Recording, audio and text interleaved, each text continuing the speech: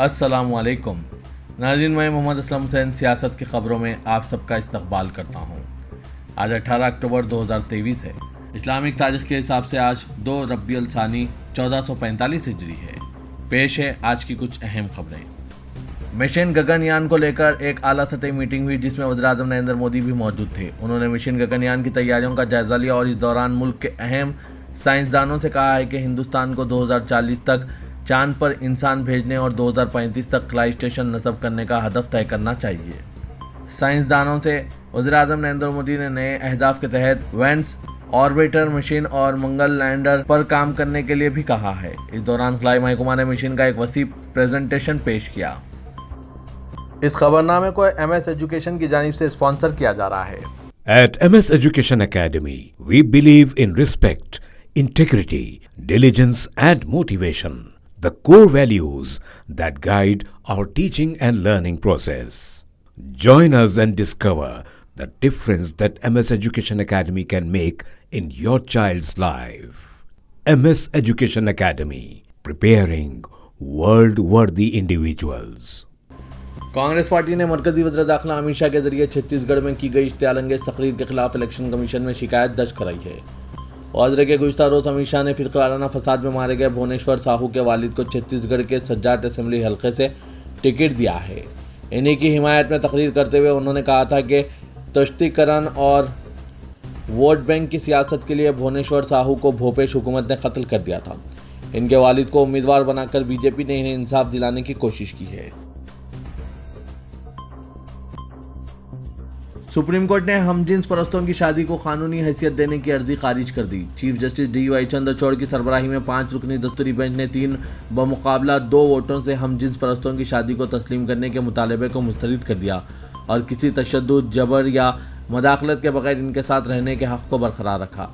दस्तूरी bench ने अक्सरियती फैसले में कहा है कि कानून हमजिन्स जोड़े के शादी के हक़ को तस्लीम नहीं करता। इस पर वाज़ेह कानून बनाना पार्लियामेंट का काम है। पार्लियामेंट में गाली गलौज करने वाले बीजेपी के मेंबर पार्लियामेंट रमेश भदौरी के खिलाफ मेंबर पार्लियामेंट कुंवर दानिश अली के जरिए वज़ीर-ए-आज़म नरेंद्र मोदी के नाम लिखे गए खत पर अगरचे रमेश भदौरी के खिलाफ कोई कार्रवाई नहीं की गई, ताहम इतने दिनों के बाद वज़ीर-ए-आज़म मोदी ने जवाब में महज ये लिखा कि खत इन्हें मौसूल हो गया है। वाज़रे के कुंवर दानिश अली ने 29 सितंबर को वज़ीर-ए-आज़म मोदी को इस सिलसिले में तफसीली खत अरसाल करते हुए मुतालबा किया था कि वो इस मसले पर अपनी खामोशी तोड़ें और रमेश भदौरी के खिलाफ कार्रवाई की जाए। उन्होंने अपने खत में बीजेपी के चंद अराकीन पार्लियामेंट के रवैये की भी शिकायत की जिन्होंने झूठ फैलाने की कोशिश की। ताहम इस तफसीली खत के जवाब में वज़ीर-ए-आज़म मोदी ने दानिश अली को मुखातिब करते हुए सिर्फ इस कदर लिखा कि 29 सितंबर को आपका खत मौसूल हुआ है। उत्तर प्रदेश के वज़ीर आला योगी आदित्यनाथ ने बुलंदशहर में नारी शक्ति वंदन महिला सम्मेलन में शिरकत की। इस दौरान उन्होंने 632 करोड़ रुपए के 256 प्रोजेक्टों का इफ्तिताह संगे बुनियाद रखा। अलावा मुख्तलिफ अवामी फलाही स्कीमों के तहत मुस्तहिकीन में इमदाद तकसीम की।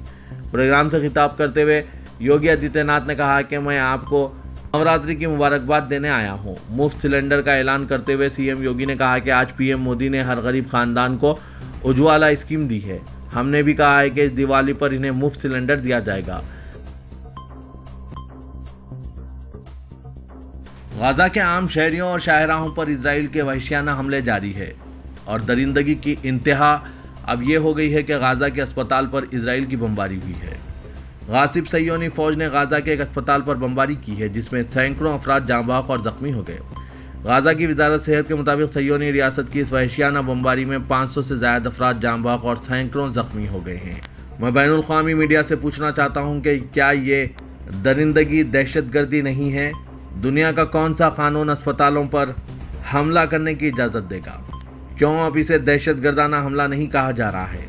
इस हमले में बाज़ ज़राए के मुताबिक अमवात की तादाद 1000 से ज़ायद बताई जा रही है। गाजा के सरकारी मीडिया ऑफिस के सरबराह इस्लाम मारूफ ने कहा कि गाजा शहर में अल अहली अरब अस्पताल के सहन पर इजराइल ने बमबारी की है। उन्होंने कहा कि गासिब इजरायली रियासत ने अस्पताल पर हमला करके एक नया जंगी जुर्म किया है जहाँ ख़वातीन और बच्चों समेत 2000 से ज़ायद अफराद मौजूद थे।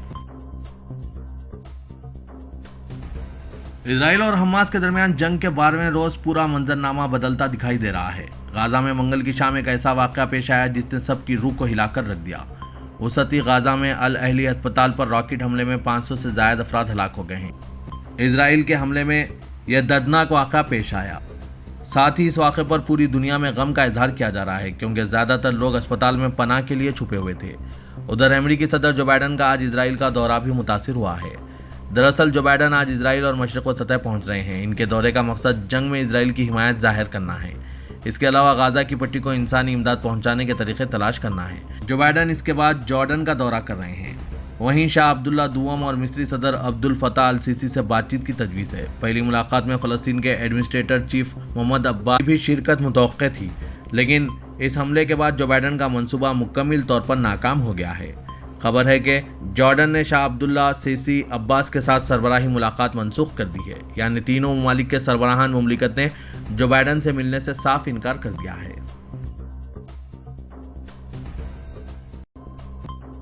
تلنگانہ کے وزیر اعلیٰ کے چندر شیکھر راؤ نے کہا کہ کانگریس قائدین کلہاڑی کندھے پر رکھ کر غنڈوں کی طرح گھوم رہے ہیں۔ اگر کانگریس کو غلطی سے بھی اقتدار حاصل ہو جائے تو ریاست خطرے میں پڑ جائے گی۔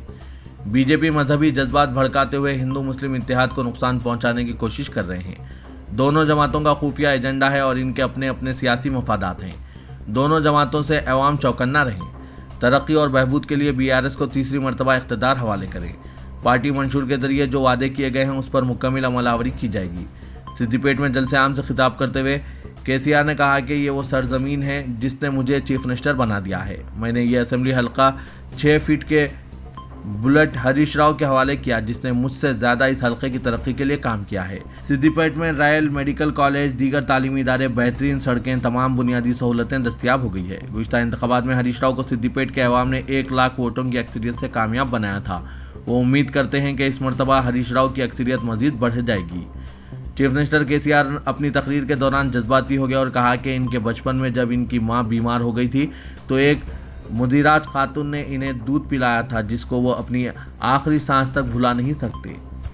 بی آر ایس پارٹی کے ہائی کمان تلنگانہ کے عوام ہیں، وہ تلنگانہ عوام کے غلام ہیں اور ان کو جواب دہ ہیں، جبکہ کانگریس اور بی جے پی کے قائدین دہلی اور گجرات کے غلام ہیں۔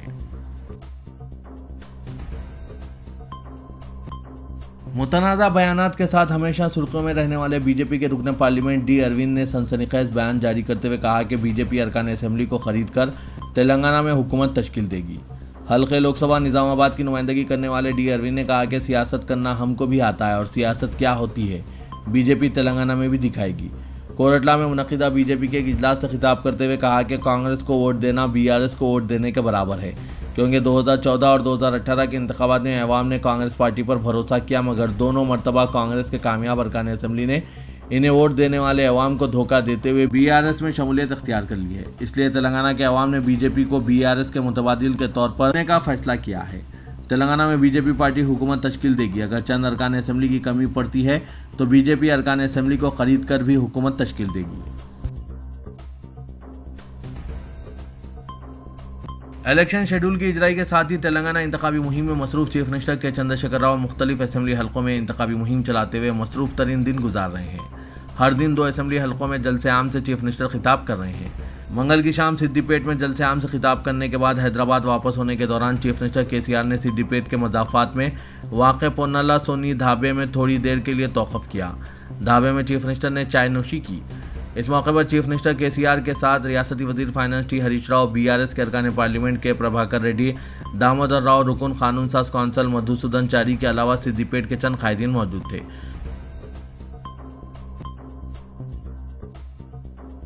ریاست میں انتخابی شیڈول کے اعلان کے بعد سے اب تک جملہ غیر محسوب رقم 130 کروڑ 26,91,531 روپے ضبط کیے جا چکے ہیں۔ ان میں ریاست بھر میں آج 71 کروڑ 55,58,094 روپے کی ضبطی شامل ہے۔ اس طرح سے 17 اکتوبر کی صبح تک کی ضبط کی گئی رقم گزشتہ دنوں میں سب سے زیادہ بھاری رقم تھی۔ چیف الیکٹورل آفیسر کی جانب سے فراہم کی گئی تفصیلات کے مطابق ریاست میں اب تک 7 کروڑ 75,79,917 روپے کی شراب ضبط کی گئی۔ اسی طرح 4 کروڑ 58,04,720 روپے کا گانجا اور دیگر ڈرگ ضبط کیے گئے۔ سونا، چاندی، ہیرے جواہرات جو ضبط کیے گئے اس کی مالیت 40 کروڑ 8,44,300 روپے بتائی گئی ہے۔ رائے دہندوں کو راغب کرنے کے لیے لیپ ٹاپس، گاڑیاں، پریشر کوکر، ساڑیاں، سلائی مشینیں وغیرہ جو ضبط کی گئی ہیں ان کی مالیت 6 کروڑ 29,04,500 روپے بتائی گئی۔ اس طرح سے اب تک تمام ضبط شدہ اشیاء، شراب اور نقد رقم کے بشمول جملہ 130 کروڑ کی ضبطی عمل میں لائی گئی ہے۔ حیدرآباد سٹی پولیس اسمبلی انتخابات کے لیے مناسب تیاری کر رہی ہے۔ ڈی سی پی ساؤتھ زون حیدرآباد سائی چیتنیا نے ایک ویڈیو پیغام میں کہا کہ ساؤتھ زون میں 608 مراکز رائے دہی بنائے جا رہے ہیں، ان میں 280 حساس پولنگ اسٹیشن قرار دیے گئے ہیں۔ ساؤتھ زون میں بہادر پورہ اسمبلی حلقہ، چار مینار اسمبلی حلقہ، یاقوت پورہ اسمبلی حلقہ، چنان گٹا اسمبلی اور ملک پیٹ اسمبلی حلقے کے علاوہ راجندر نگر اسمبلی حلقے کا کچھ حصہ آتا ہے۔ متعلقہ حکام کی جانب سے پولیس نوڈل آفیسرز مقرر کیے گئے ہیں جن کے ساتھ تال میل کی جا رہی ہے۔ باہر سے بھی C R P F force طلب کی گئی ہے تاکہ مکمل انتخابی عمل کو پرامن بنایا جائے۔ صدر کل ہند مجلس اتحاد المسلمین اور رکن پارلیمنٹ حیدرآباد اسدالدین اویسی کی موجودگی میں پارٹی کے صدر دفتر دارالسلام میں BRS کے سینئر لیڈر مرزا باقر علی نے مجلس میں شمولیت اختیار کر لی۔ BRS کے سینئر لیڈر مرزا باقر علی پتھر گٹی ڈویژن کے صدر تھے اور گزشتہ بلدی انتخابات میں انہوں نے BRS کے ٹکٹ پر مقابلہ بھی کیا تھا۔ مرزا باقر علی کی پارٹی میں شمولیت کا اسدالدین اویسی نے خیر مقدم کیا اور دعا کی کہ انہوں نے جو فیصلہ لیا ہے اللہ اس میں برکت عطا کرے۔ صدر مجلس نے مرزا باقر علی کو مجوزہ انتخابات میں پارٹی کے استحکام کے لیے کام کرنے اور مجلسی امیدوار کی کامیابی میں اپنا رول ادا کرنے کا مشورہ دیا۔ پارٹی میں شمولیت کے موقع پر احمد پاشا قادری معتمد عمومی مجلسی اور رکن اسمبلی یاقوت پورہ، ممتاز احمد خان رکن اسمبلی چار مینار اور سید سہیل محمود قادری کارپوریٹر پتھر گٹی کے علاوہ BRS کے کئی کارکن موجود تھے۔ صدر پردیش کانگریس ریونت ریڈی نے صدر مجلس اسدالدین اویسی سے سوال کیا کہ وہ اسمبلی چناؤ میں ایک مسلمان قائد کو منتخب کرنے کی اپیل کریں گے یا پھر انہیں شکست دینے کے لیے اپنے دوست KCR کی تائید کریں گے۔ گاندھی بھون میں پریس کانفرنس سے خطاب کرتے ہوئے ریونت ریڈی نے اسدالدین اویسی کو چیلنج کیا کہ وہ مسلمانوں کے دشمن راجا سنگھ کے خلاف مقابلہ کر کے دکھائیں یا پھر KCR کو گوشہ محل سے مقابلے کی ترغیب دیں تاکہ فرقہ پرست شخص کو شکست دی جا سکے۔ انہوں نے الزام عائد کیا کہ مسلمانوں سے ہمدردی کے نام پر مجلسی قیادت BRS اور BJP کے اشارے پر کام کر رہی ہے۔ مسلمانوں سے دوستی کا دم بھرنے والے اسدالدین اویسی کاماریڈی پہنچ کر مسلمانوں کو تحفظات فراہم کرنے والے محمد علی شبیر کو کامیاب کرنے کی اپیل کرتے ہوئے اپنی سنجیدگی ثابت کریں۔ انہوں نے کہا کہ مسلمانوں کی بھلائی کے لیے جو کچھ بھی اقدامات کیے گئے وہ کانگریس دور حکومت ہے۔ محمد علی شبیر مسلمانوں کی شناخت ہے اور 2004 میں کسانوں کو مفت برقی سربراہی پر ان کی دستخط سے عمل کیا گیا۔ ایسے قائد کو ہرانے کے لیے KCR کاماریڈی سے مقابلہ کر رہے ہیں اور انہیں اسدالدین اویسی کی تائید حاصل ہے۔ عالمی شہرت یافتہ حجابی یوٹیوبر انجینئر رمشا سلطانہ ان دنوں حیدرآباد کے دورے پر ہیں۔ وہ اپنے حیدرآباد کے دورے کے موقع پر ادارہ سیاست پہنچ کر جناب عامر علی خان سے ملاقات کی اور ایڈیٹر سیاست جناب زاہد علی خان کی ملی و قومی خدمات کو خراج تحسین پیش کرتے ہوئے کہا کہ انہوں نے سارے ملک میں سیاست جیسا اخبار نہیں دیکھا جو معاشرے کے ضرورت مند طبقات بالخصوص طلباء کی غیر معمولی مدد کر رہے ہیں۔ انہوں نے اس موقع پر سیاست کے تمام ایکٹیویٹیز کا مشاہدہ کرتے ہوئے خوشی کا اظہار کیا۔ اس موقع پر سیاست ٹی وی کے مینیجر زاہد فاروقی، محمد ریاض احمد سینئر رپورٹر اور ہدا پبلیشرز کے مینیجنگ ڈائریکٹر سید عبدالباسط شکیل بھی موجود تھے۔ حیدرآباد کے چنان گٹا اسمبلی حلقے سے مجلس بچاؤ تحریک کے مقابلے کی پیش قیاسیوں نے حیدرآباد کے سیاسی حلقوں میں نئی بحث چھیڑ دی ہے۔ 1999 سے اس حلقے پر مجلس کا قبضہ ہے جس کی نمائندگی اسمبلی میں پارٹی کے فلور لیڈر اکبر الدین اویسی کرتے ہیں، جنہوں نے مجلس بچاؤ تحریک کے بانی محمد امان اللہ خان مرحوم کو شکست دی تھی۔ مجوزہ انتخابات میں مجلس بچاؤ تحریک کے صدر مجید اللہ خان فرحت کے مقابلے کی قیاس آراریاں کی جا رہی ہے۔ سوشل میڈیا اور الیکٹرانک میڈیا میں اس سلسلے میں رپورٹس نے چنان گٹا اسمبلی حلقے کے الیکشن پر تجسس میں اضافہ کر دیا ہے۔ مجلس بچاؤ تحریک کا دعویٰ ہے کہ چنان گٹے کے عوام کی جانب سے مجید اللہ خان فرحت کو مقابلے کے لیے دباؤ بنایا جا رہا ہے، تاہم اس سلسلے میں پارٹی قائدین سے مشاورت کے بعد فیصلہ کیا جائے گا۔ بتایا جا رہا ہے کہ مجلس بچاؤ تحریک امکانی مقابلے کی صورت میں نتائج اور اثرات کا جائزہ لے رہی ہے۔ گزشتہ دنوں MBT ورکرز نے ریلی منظم کرتے ہوئے مجید اللہ خان فرحت کو چنان گٹے سے مقابلہ کرنے کی ترغیب دینے کی کوشش کی۔ مجید اللہ خان فرحت نے کہا کہ MBT کے ورکرز اور حامی چاہتے ہیں کہ میں چنان گٹے سے مقابلہ کروں، میں یہ فیصلہ پارٹی پر چھوڑتا ہوں۔ پرانے شہر کے اسمبلی حلقے جات میں 1990 کے بعد مجلس اور MBT کے درمیان مقابلہ رہا ہے۔ امان اللہ خان مرحوم نے مجلس سے اختلاف کرتے ہوئے 1993 میں MBT قائم کی تھی۔ وہ 1978 سے 1994 تک 5 مرتبہ مجلس کے ٹکٹ پر چنان گٹا اسمبلی حلقے سے منتخب ہوئے اور 1994 میں MBT کے ٹکٹ پر مجلس کے امیدوار کو شکست دی تھی، جبکہ 1999 میں اکبر الدین اویسی کے ہاتھوں 18,920 ووٹ سے امان اللہ خان مرحوم کو شکست ہوئی، جس کے بعد سے اس نشست پر مجلس کا قبضہ ہے۔